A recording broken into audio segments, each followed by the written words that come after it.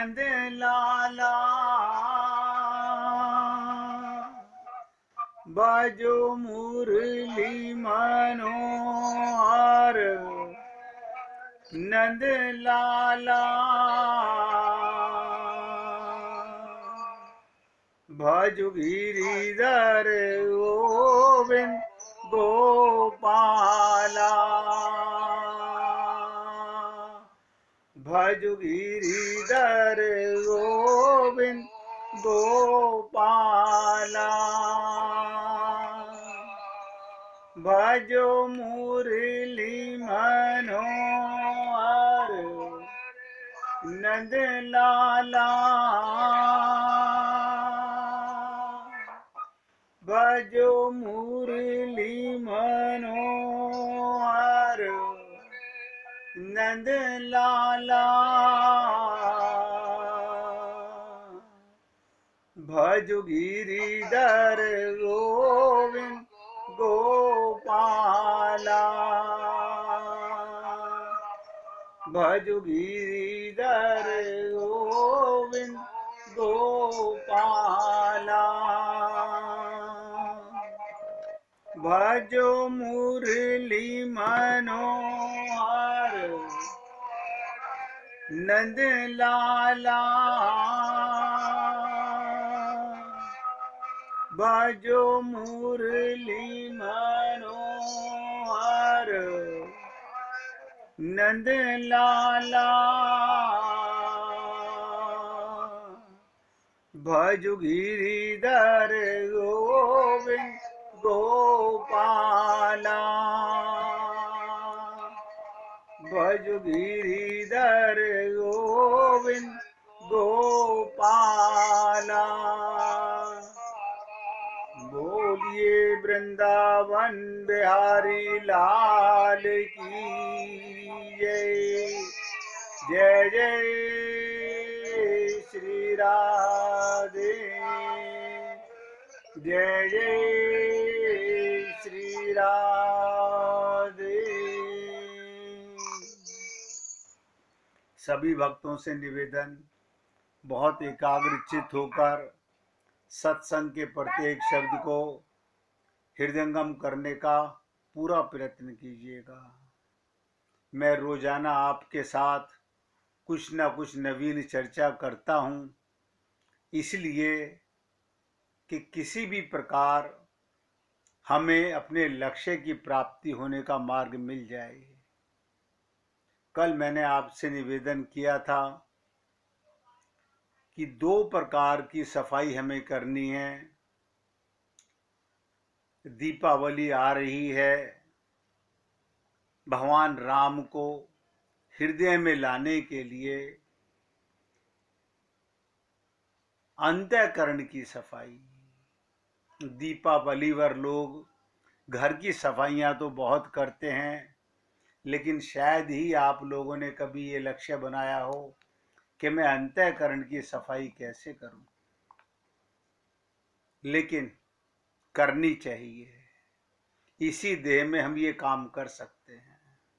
हमारा अंतःकरण अनंत जन्मों से गंदा है, आपको और हमको पता नहीं चलता। पिछले जन्मों के भी हमारे मन के अंदर विकार आते हैं। मन नहीं मरता, मन सूक्ष्म शरीर में आगे चला जाता है। तो हमारे इसी जन्म के विकार नहीं हैं, पूर्व जन्मों के भी बहुत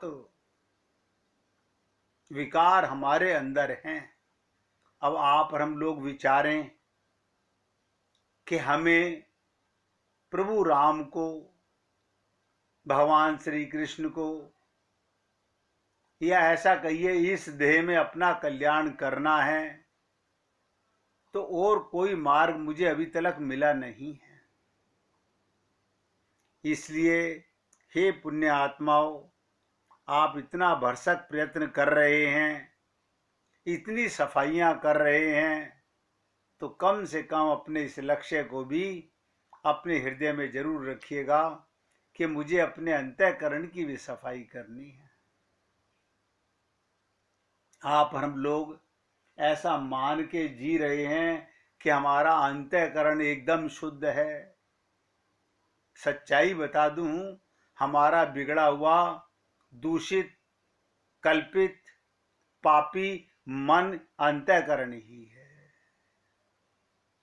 अंदर ही परमात्मा है, लेकिन नजर नहीं आ रहे। नित्य प्राप्त हैं, सदा प्राप्त हैं। भगवान को पाने के लिए कुछ नहीं करना, केवल अपना अंतःकरण शुद्ध करना है। क्या मतलब? संसार में शरीर से रहना है। संसार के लिए भगवान ने शरीर दिया है।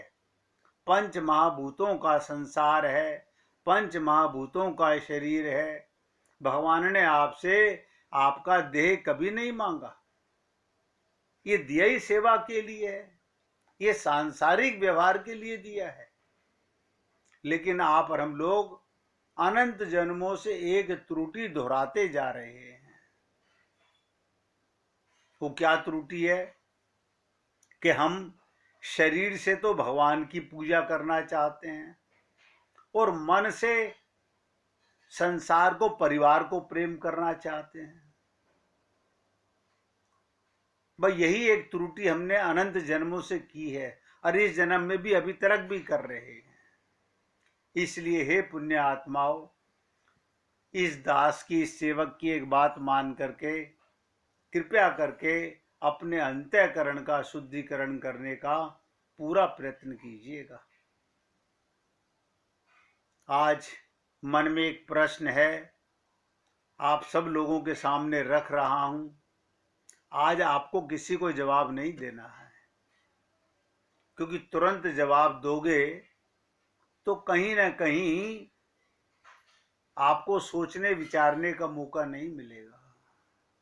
मैं तो आप लोगों को 24 घंटे का समय दे रहा हूं। आप खूब विचारिएगा, खूब सोचिएगा। बस इतना निवेदन है, छल कपट मत कीजिएगा, धोखा मत दीजिएगा अपने आप को। अगर हम सबसे भगवान एक प्रश्न करें, एक प्रश्न कि तुम कोई एक चीज मुझसे मांग लो,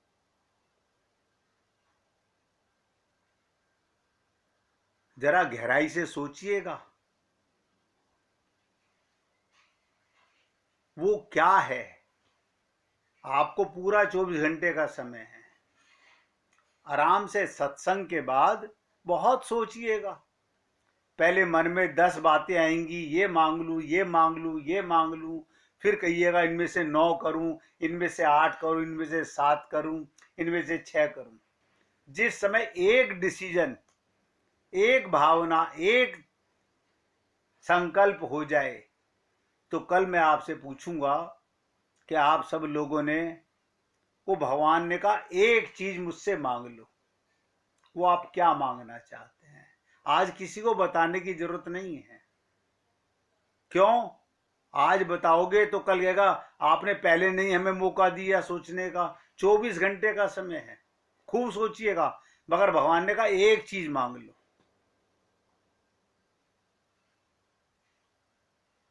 तो कल मैं आपसे निवेदन कर रहा था, साधना तो करनी ही है, और कितनी सरल साधना। जैसे छोटा बच्चा बार बार गिरने पर भी उठकर चलना सीखता है, आप और हम सब लोगों को अभ्यास है, याद नहीं वो अलग बात है। हम छोटे बच्चे थे, खूब गिरे हैं, खूब गिरे हैं, लेकिन हम हिम्मत नहीं हारे। और एक दिन चलना तो क्या, हम दौड़ना भी सीख गए हैं। वैसे ही कल भी कहा था, आज फिर निवेदन कर रहा हूं। कल समाप्ति यहां से की थी, आज शुरुआत यहां से कर रहा हूं। वैसे ही चिरकाल से, यानी अनंत काल से, सदा से बिगड़े हुए मन को, बहुत ध्यान से सुनिएगा भैया, चिरकाल से बिगड़े हुए मन को ठीक करने के लिए चिरकाल तक अभ्यास करना होगा। जब तक भगवत प्राप्ति ना हो जाए, आपको मन को ठीक करने का प्रयत्न करना पड़ेगा।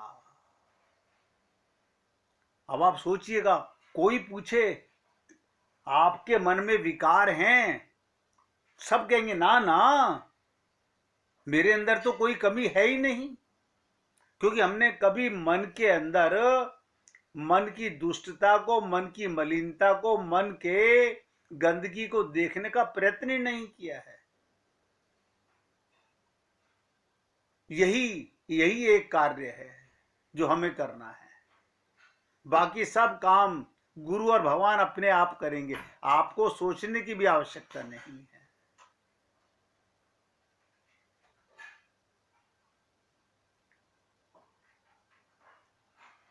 चर्चा चल रही है प्रेम रस की प्राप्ति का सार क्या है।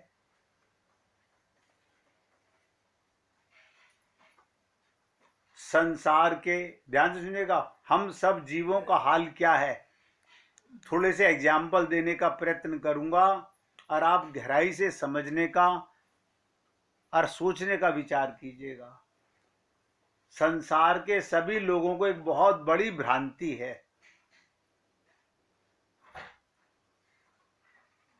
कि लोग हमारे अनुकूल हों, हमसे प्रेम करते हैं। ये भ्रम है हम लोगों का।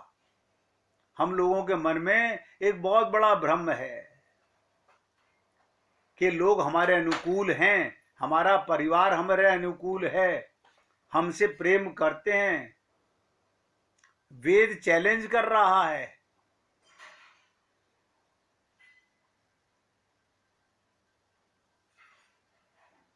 वेद चैलेंज कर रहा है। नावारे पत्यु कामाए पति प्रियो भवन्त्या, कामाय पति प्रियो भवति। नावारे जाया जे कामाय जाया प्रिया भवन्तु, कामाय जाया प्रिय भवन्तु। पूरी ताकत लगा के समझिएगा।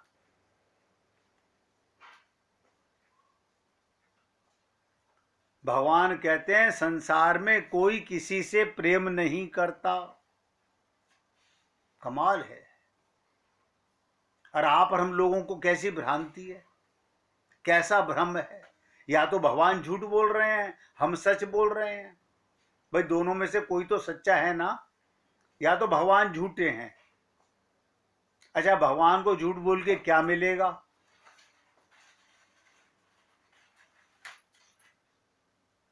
तो भगवान संत महात्मा क्या कहते हैं, चैलेंज के साथ कह सकते हैं कि विश्व में एक भी, ध्यान से सुनिएगा जो शब्द बोलने जा रहा हूं, उस पे अपनी तरफ से बुद्धि लगाने का प्रयत्न मत कीजिएगा।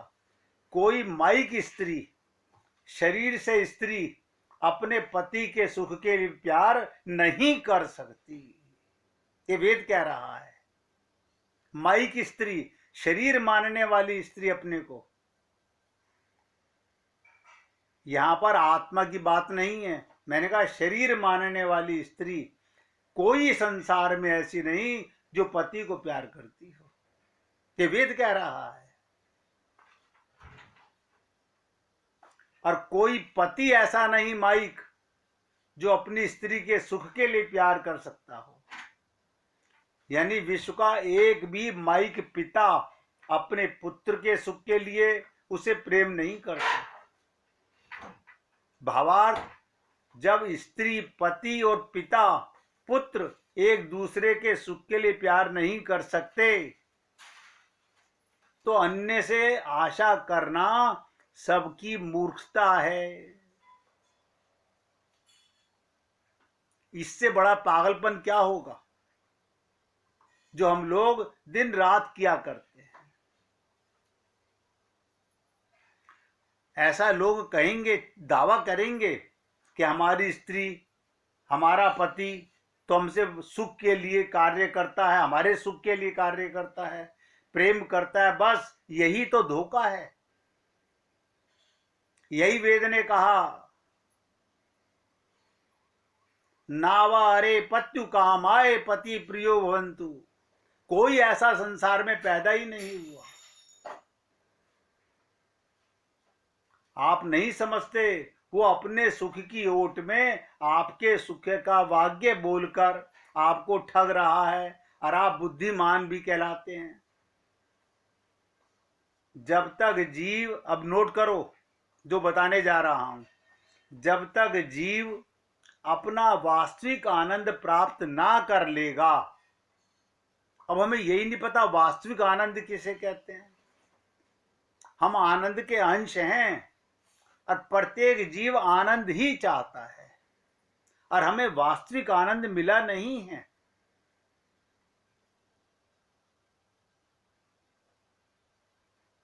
यह असंभव है कि किसी के सुख के लिए कोई कुछ करे और कुछ करता दिखाई पड़े, तो उसके पीछे कोई महान स्वार्थ छिपा होता है जो भविष्य में प्रकट हो जाता है। हमारे गुरुदेव एग्जाम्पल दिया करते थे, यदि कोई स्त्री दावा करती है मैं पति के सुख के लिए प्यार करती हूं, तो जरा सी परीक्षा लेके देख लीजिए।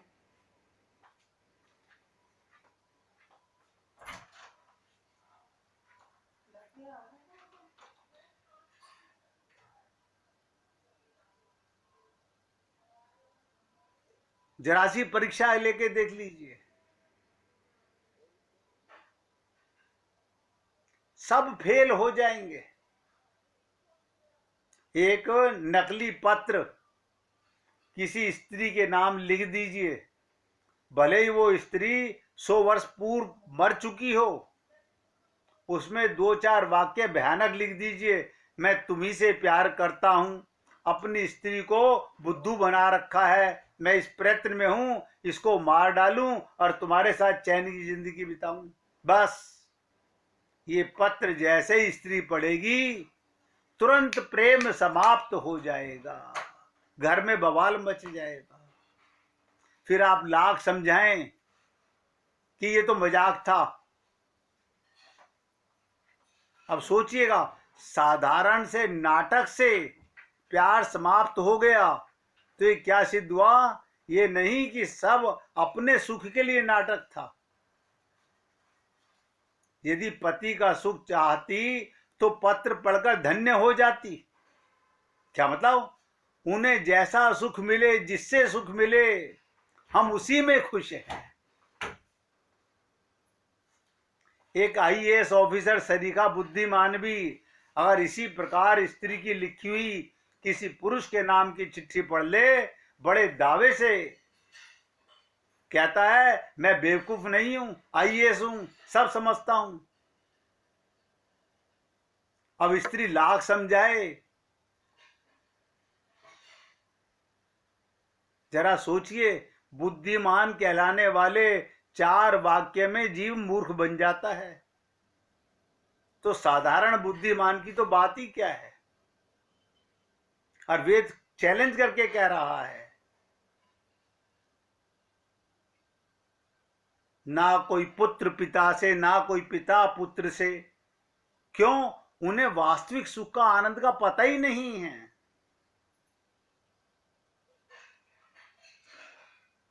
तो वेद ने समझाने का प्रयत्न किया हम सबको, संसार स्वार्थ सिद्धि का रंग मंच है। नोट करो,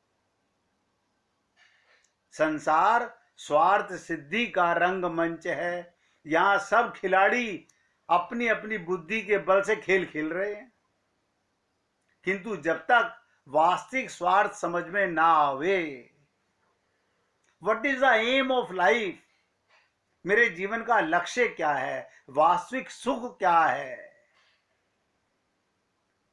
शारीरिक सुख या आत्मिक सुख। अब जिसको आत्मा का पता ही नहीं, वो तो शारीरिक सुख को ही सुख समझता है। अर्थात निचोड़ निकलता है, जब तक ये निश्चय ना हो कि संसार को त्यागना है। ध्यान से सुनिएगा, संसार को त्यागना है। और संसार को त्यागने का अभिप्राय ये कि संसार से त्यागने का मतलब क्या, हम सब छोड़ दें घर को? ना ना ना, परिवार को छोड़ दे बिल्कुल नहीं, शरीर को छोड़ दे बिल्कुल नहीं। फिर त्यागने का मतलब क्या होता है? कबीरा खड़ा बाजार में राखे सबकी खैर, ना काहूं सो दोस्ती ना काहूं सो बैर। संसार से ना राग हो ना द्वेष हो, ईश्वर से ही प्रेम हो, तभी स्वार्थ सिद्धि हो सकती है। अभी असली स्वार्थ का तो पता ही नहीं। अभी एक दिन राजकुमार जी ने कहा था फिर तो हम स्वार्थी हो जाएंगे, तो मैंने कहा था हम स्वार्थी तो हैं ही, ध्यान से सुनो, हम स्वार्थी हैं शरीर मानकर भी, और आत्मा मान के भी हम स्वार्थी रहेंगे। फिर अंतर क्या पड़ेगा? शरीर मान करके शरीर का स्वार्थ है, आत्मा मान के आत्मा का स्वार्थ होगा। क्या मतलब? शरीर मान के संसार का सुख चाहने का स्वार्थ है, शरीर का सुख चाहने का स्वार्थ है, आत्मा मान के भगवान को पाने का स्वार्थ है। बस छोटी सी बातें हैं, कठिन नहीं है। लोगों ने भगवान को पाना कठिन बना लिया है। सबसे सरल मार्ग अगर कोई है तो भगवत प्राप्ति करना है। कठिन क्यों है? हम मकड़ी के जंजाल में उलझे हुए हैं, जिसे कहते हैं ना, उलझन सुलझे ना रास्ता दिखे ना जाऊं कहां। यही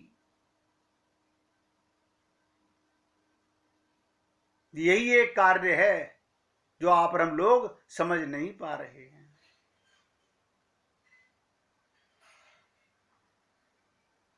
तभी स्वार्थ सिद्धि हो सकती है, तब तक हमारा काम नहीं बन सकता। नोट कर लो, स्वयं का ज्ञान होगा तो अर्थ का ज्ञान होगा। अब स्वयं का ही असली ज्ञान नहीं है तो असली अर्थ का क्या पता? रामायण में कहा गया, बारी मथे बरु होए घृत, सिकता से बरु तेल, बिनु हरि भजन न भव तरिये, ये सिद्धांत अपेल। रामचरितमानस में लिखा है, जिस जल में घी नहीं है, जिस रेत में तेल नहीं है, उसमें परिश्रम का फल परिश्रम ही होगा, खोरी किफायत होगी। सारा जीवन लगे रहे, सुबह दुकान पर जाते थे, मरते दम तक 90 साल की उम्र तक दुकान पर जाते रहे, मिला क्या? पता ही नहीं था कि मैं कहां आनंद खोज रहा हूं, कहां सुख खोज रहा हूं। अगर धन में सुख होता तो ये बात ना बनती कि धनवंता सोई जानिए, जापे राम नाम धन होए। परिश्रम का फल परिश्रम ही होगा, कोरी किफायत होगी। सारा जीवन लगे रहे। इसलिए हे पुण्य आत्माओं, इस संसार में सुख ढूंढने का परिणाम तो और भी भयंकर होगा। ये संसार में सुख नहीं है, संसार में तो सेवा का कार्य है। इस संसार के जागना है, भ्रम से निकलना है,